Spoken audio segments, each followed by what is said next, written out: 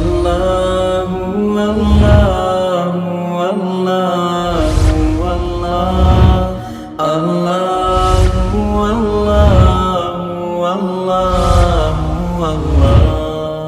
اللہ اللہ۔ بسم اللہ الرحمن الرحیم۔ ہدایت النحو کا چوتھا باب ہے منصوب کی اقسام، سبق نمبر 4 میں خوش آمدید۔ دیکھیں اس سے پہلے ہم مفعول مطلق سے متعلق تفصیل پڑھ چکے ہیں۔ آج کے سبق کے اندر دوسرا مفعول بہ کے بارے میں تفصیل پڑھیں گے۔ عبارت دیکھ لیں، ترجمہ کریں گے اور آخر میں اس کی تشریح کرتے ہیں۔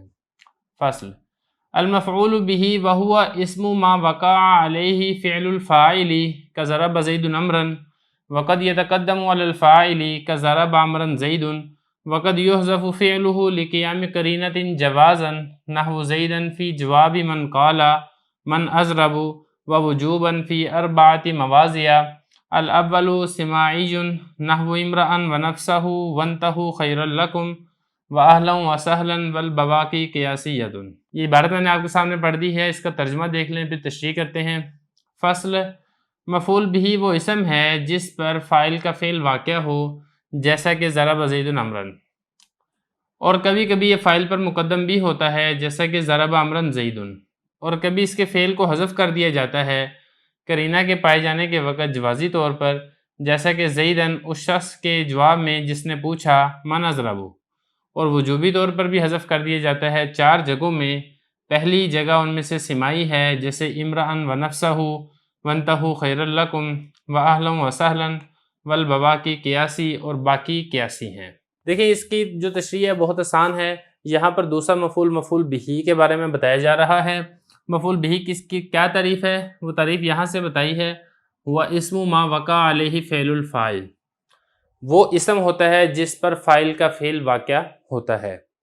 بہرحال اس کے اوپر اشکالات اور اعتراضات جوابات ہیں، وہ چونکہ یہ ابتدائی کتاب ہے اس لیے ہم اشکالات اور جوابات کی طرف نہیں جاتے، آسان بات ہے۔ دیکھیں ذرا، ما وقع علیہ، علیہ اس پر، یہ جو ہی ضمیر ہے، یہ ہی ضمیر لوٹ رہی ہے اس اسم کی طرف، یعنی وہ اسم ہے جس اسم پر واقع ہوتا ہے۔ کون واقع ہوتا ہے؟ فعل الفاعل، فاعل کا فعل واقع ہوتا ہے۔ تو یہ جو واقع ہے یہ فعل ہے، اس کا جو فاعل ہے نا، یہ سارا مضاف مضاف سے مل کر اس واقعہ کا فاعل بن رہا ہے، یعنی وہ اسم مفعول مطلق جس پر فاعل کام کرنے والے کا فعل واقع ہو۔ جیسا کہ مثال دی ہے ضرب زید عمرا۔ اب یہاں پہ دیکھیں، جو زید یہ فاعل ہے اور ضرب یہ فعل ہے، اور زید کا جو ضرب فعل ہے یہ اس امر پر واقع ہو رہا ہے، تو اس امر کو ہم کہیں گے کہ یہ مفعول بہ ہے۔ یہاں تک تو ہوگی اس مفعول بہ کی تعریف ہو گئی ہے، مفعول بہ کی مثال ہو گئی ہے۔ آگے حضرت ایک مسئلہ بیان فرما رہے ہیں کہ مفعول بہ یہ کبھی کبھی فاعل پر مقدم بھی ہو جاتا ہے۔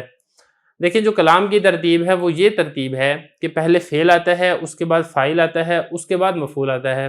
لیکن کبھی کبھی ایسا بھی ہو جاتا ہے کہ مفعول بہ وہ فاعل پر مقدم ہو جاتا ہے، یعنی فعل کے بعد پہلے مفعول بہ اور پھر فاعل آ جاتا ہے، جیسا کہ ضرب عمرا زید۔ یہاں پہ دیکھیں جو امر ہے یہ ضربہ کا مفعول بہ ہے اور زید فاعل ہے۔ پتہ کیسے چلے گا؟ پتہ چلے گا اعراب کے ذریعے سے۔ یہ ہو گیا دوسرا مسئلہ۔ اب اگلا مسئلہ یہاں سے بتا رہے ہیں، وقد یحذف فعلہ لقیام قرینۃ جوازا، اور کبھی کبھی مفعول بہ کے فعل کو قرینہ کے پائے جانے کے وقت جوازی طور پر حذف بھی کر دیا جاتا ہے۔ دیکھیں یہ وہی مسئلہ ہے جو آپ مفعول مطلق کے اندر پڑھ چکے ہیں، وہاں پر بھی ہم نے پڑھا تھا کہ مفعول مطلق کے فعل کو قرینہ کے پائے جانے کے وقت جوازی طور پر اور وجوبی طور پر حذف کر دیا جاتا ہے۔ یہاں پر بھی بالکل ایسے ہی چیز ہے۔ اب وہ کون سے مقامات ہیں جہاں پر قرینہ کے پائے جانے کے وقت جوازی طور پر حذف کیا جاتا ہے، وہ آگے ان کی تفصیل آ رہی ہے۔ پہلے یہ سمجھیں، قد یحذف فعلہ، کبھی کبھی اس کے فعل کو، یہ جو ہو ضمیر ہے، یہ ہو ضمیر کس کی طرف لوٹ رہی ہے؟ اسی مفعول بہ کی طرف لوٹ رہی ہے۔ مفعول بہ کے فعل کو حذف کر دیا جاتا ہے قرینہ کے پائے جانے کے وقت جوازی طور پر۔ اب یہ جو قرینہ ہے یہ حالیہ بھی ہو سکتا ہے، مقالیہ بھی ہو سکتا ہے۔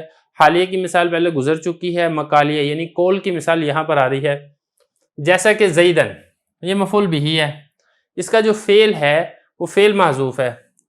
ایک شخص نے پوچھا من قالا من اضرب، ایک شخص نے پوچھا من اضرب، میں کس کو ماروں؟ اب اس کے جواب میں یہ کہہ دیا زیدن کہ تم زید کو مارو، تو اصل میں یہاں پہ فعل محذوف ہے اضرب زیدن، اضرب تم مارو کس کو؟ زید کو۔ تو یہ جو فعل محذوف ہے اس فعل کے حذف کے اوپر قرینہ کون سا ہے؟ وہ قرینہ سائل کا سوال ہے۔ سائل نے چونکہ سوال مارنے کے متعلق کیا تھا تو یہ سوال قرینہ ہے، دلالت کرتا ہے کہ جواب کے اندر بھی مارنے کا ہی ذکر ہوگا۔ جواب کے اندر ظاہری بات ہے کہ اکرام کرنے کا ذکر تو نہیں ہوگا۔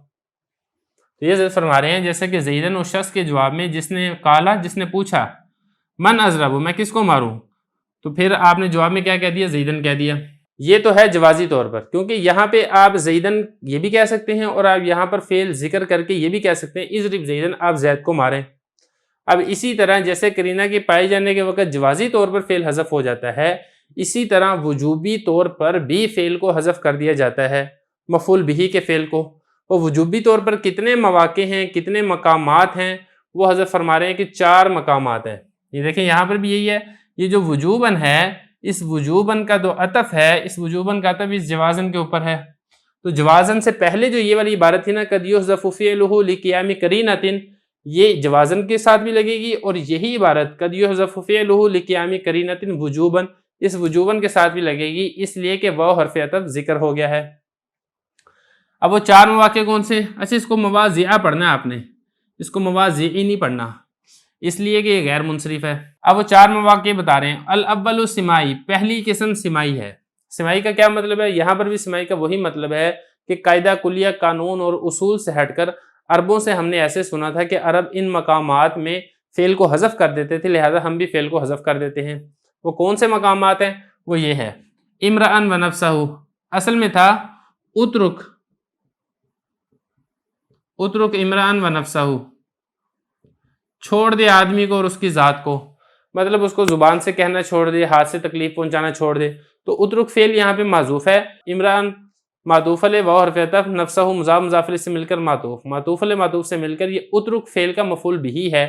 تو یہاں پہ فعل حذف ہو گیا ہے، کیوں حذف ہو گیا اس کا نہیں پتا، بس عربوں نے حذف کر دیا لہذا ہم بھی حذف کر دیتے ہیں۔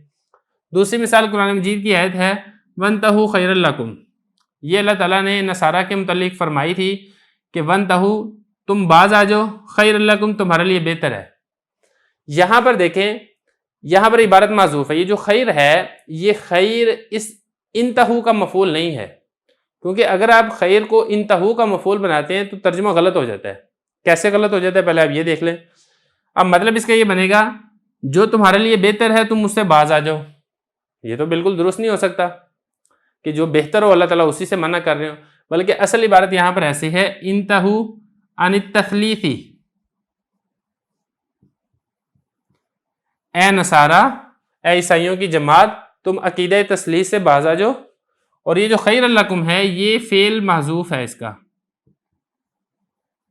وقصدوا خیر لکم، اور تم قصد کرو، ارادہ کرو اس چیز کا جو تمہارے لیے بہتر ہے، اور وہ کیا ہے؟ وہ عقیدہ توحید ہے، عقیدہ رسالت ہے۔ تو یہاں پر جو خیرن اس کا جو فعل ہے وقصدوا یہ محذوف ہے، یہ دوسرے مقام ہو گیا۔ تیسرا مقام اہلم وسہلن، عرب کے لوگ جب کسی کا خیر مقدم کرتے تھے تو اس کو اہلم وسہلن مرحبا، جیسا کہ ہم بھی اپنے استعمال کرتے ہیں، مرحبا کا تو پتہ نہیں ہے لیکن اہلن وسہلن یہ عرب کے لوگ بھی استعمال کرتے تھے۔ تو یہاں پر اس کا فعل محذوف ہے، اتیت اہلن اور وتیت سہلن، اس کا مطلب بھی سمجھ لیں۔ اتیت اس کا مطلب ہوتا ہے آنا، اہلن گھر والوں کے پاس۔ جب انسان اپنے گھر والوں کے پاس آتا ہے، اپنے گھر میں آتا ہے، تو اس کو کسی قسم کی کوئی جھجک نہیں ہوتی، کوئی شرم نہیں ہوتی، کوئی پریشانی نہیں ہوتی، کوئی خوف نہیں ہوتا، بالکل اطمینان اور ریلیکس ہوتا ہے۔ تو مہمان کو یہ والا جملہ کہا جاتا ہے اتیت اہلن، کہ آپ ایسے ہی سمجھیں جیسے آپ اپنے گھر میں آئے ہیں۔ تو یہاں پر جو اہلن ہے اس کا فعل اتیت محذوف ہے، اور اسی طریقے سے وتیت سہلن اس کا مطلب ہوتا ہے روندنا، وتی کرنا، یہ بھی اسی سے یہ کہ اس کے اندر بھی روندا جاتا ہے۔ تو آپ نے، سہل کہتے ہیں نرم زمین کو، آپ نے نرم زمین کو روندا ہے، مطلب یہ کہ آپ کو آنے میں کسی قسم کی کوئی مشقت پیش نہیں آئی ہے، آپ بالکل پرسکون اور ایزی اور ریلیکس ہو کر آپ اپنے ہی گھر میں تشریف لائے ہیں۔